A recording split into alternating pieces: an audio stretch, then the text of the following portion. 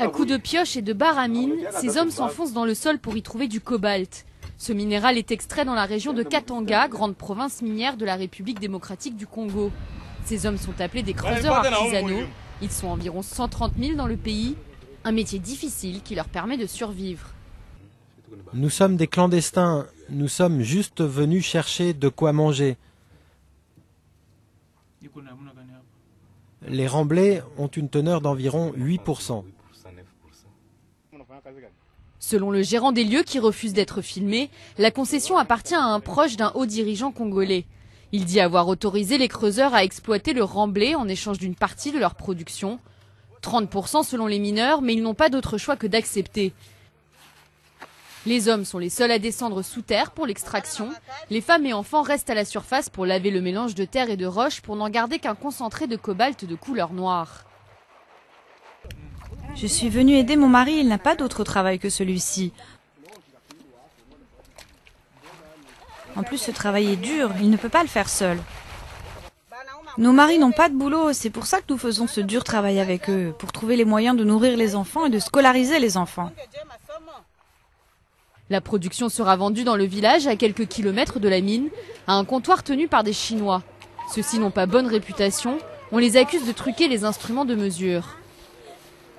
Lorsque vous amenez 100 kilos, les 100 kilos normales, mais chez eux, 100 kilos fait 80 kilos. Vous comprenez qu'il y a déjà une perte de 20 kilos. Lorsque vous prenez les produits, par exemple, vous partez à Kolwezi, là, on peut vous donner 10% de cobalt. Mais si vous partez chez les Chinois, on vous donne 5, 6 par hasard. Vous comprenez?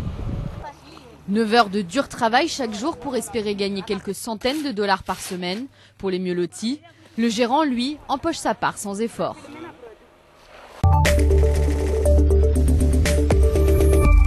Suzanne Godwin est agricultrice d'une petite exploitation depuis 10 ans dans la communauté de Tudun Adudgu, au centre du Nigeria. Un travail pour lequel elle s'est heurtée à de nombreux obstacles, à commencer par l'acquisition d'une terre. En tant que femme, nous ne possédons pas de terre et quand on loue, on peut se retrouver avec une parcelle plus petite que celle que l'on voudrait exploiter.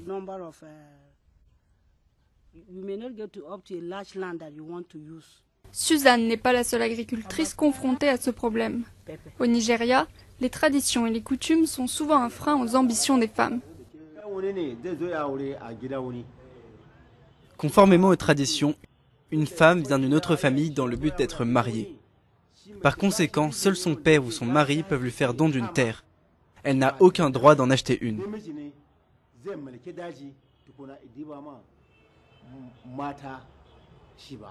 La plupart des femmes qui n'héritent pas d'une terre finissent par la louer à leur homologue masculin.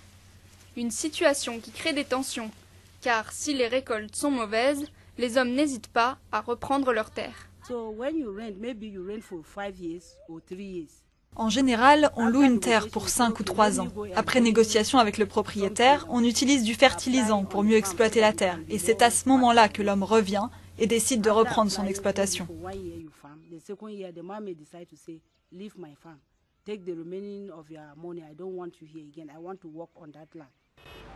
Face à la récente chute des prix du pétrole, le Nigeria, premier producteur du continent africain, a tout intérêt à diversifier son économie. Dans un pays où les femmes produisent 65% des produits locaux, miser sur l'agriculture implique un changement des mentalités. L'ONG Oxfam lutte pour l'émancipation des agricultrices. Pour le moment, elles sont encore désavantagées par certaines pratiques culturelles qui persistent. Tant qu'elles ne pourront pas acheter, elles n'auront pas de parcelles. Certains obstacles majeurs ont besoin d'être levés pour que les femmes puissent posséder leurs terres. Les enjeux culturels et politiques, ainsi que les traditions doivent être reconsidérés, et la loi sur l'occupation des sols a besoin d'être révisée.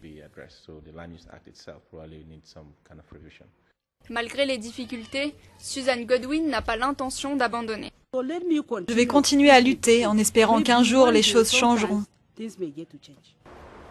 Désormais première puissance économique d'Afrique, le Nigeria pourrait devenir l'un des acteurs majeurs de la production agricole africaine, à condition que les femmes puissent y trouver leur place.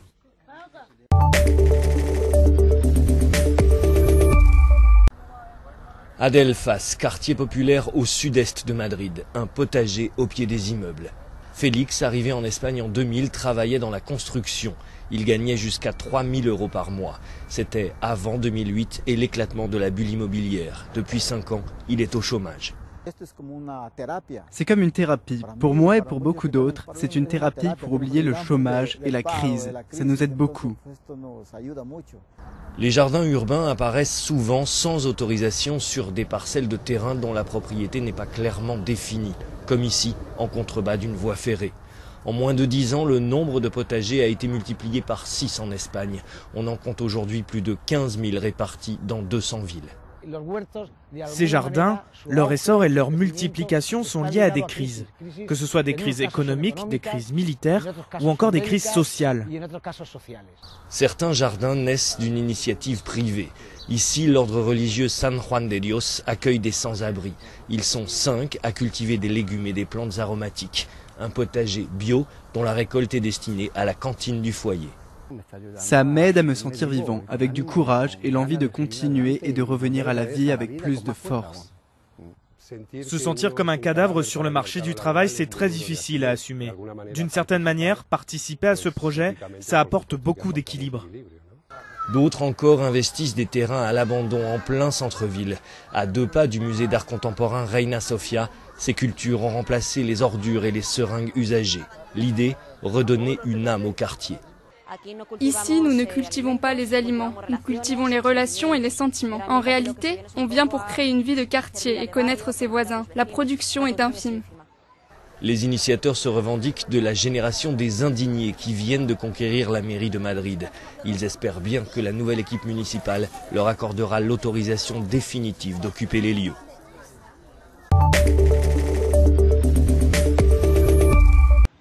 Si vous vous êtes aventuré du côté de Rambouillet et que vous avez vu ça, vous n'avez pas halluciné, c'est bien un kangourou. Il y a une quarantaine d'années, quelques wallabis de Bennett se sont échappés de cette réserve sur la commune d'Émancé dans les Yvelines. Depuis, cas unique en France, ils se sont reproduits à l'état sauvage. Les wallabis sont très bien intégrés dans l'écosystème local parce qu'ils ont trouvé gîte et couvert. Sous couvert forestier, ils sont à l'abri, tranquilles. Et ils ont trouvé de quoi se nourrir à profusion puisqu'ils se nourrissent essentiellement de feuilles, mais aussi de baies sauvages, de branchages, etc. Quant au climat, il est similaire à celui du sud-est de l'Australie, leur habitat d'origine. Laure vient de réaliser une étude sur ces wallabis. Aujourd'hui, on estime à une centaine le nombre de kangourous en liberté dans la région. Surtout ici, entre Gazeran et Émancé. Ils n'ont pas de prédateurs et les chasseurs n'ont pas le droit de les chasser. Le kangourou fait partie d'un vide juridique, il ne fait pas partie de la liste des espèces chassables puisque chaque espèce en France est classée dans une catégorie chassable, nuisible, protégée ou domestique et le kangourou n'en fait pas partie. Mais leur principale menace reste l'homme. On estime à environ 30-40 collisions par an avec, à chaque fois c'est pas forcément mortel, mais ça doit contribuer à en tuer environ 15 à 20 individus par an. En cas de collision, la mairie d'Émancé fournit aux automobilistes une attestation unique en France. On est obligé de convaincre les assureurs en fournissant des attestations comme quoi il existe bien des kangourous sur la commune d'Émancé pour que les assurés puissent se faire rembourser. Des collisions qui ont lieu souvent la nuit, car pour voir un kangourou en liberté, il faut se lever tôt ou se coucher tard. Pendant la journée, le kangourou dort à point fermé.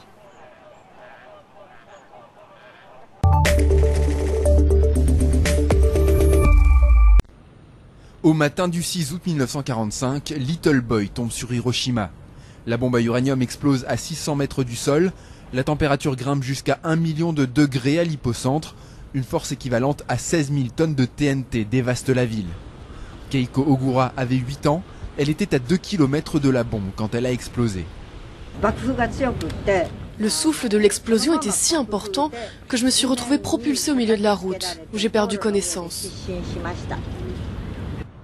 140 000 personnes meurent dans l'explosion ou ultérieurement sous les effets des irradiations. Le dôme d'Hiroshima était à 500 mètres de l'hypocentre. Il a résisté au choc comme un témoignage de la catastrophe. La bombe atomique ne devrait plus jamais être utilisée. Elle ne devrait même plus exister. C'est ce message que je dois transmettre encore cette année au monde entier. En rouvrant rapidement ses lignes, le tramway d'Hiroshima s'est vite imposé comme le symbole de la reconstruction. 70 ans plus tard, 2 wagons irradiés circulent encore dans la ville.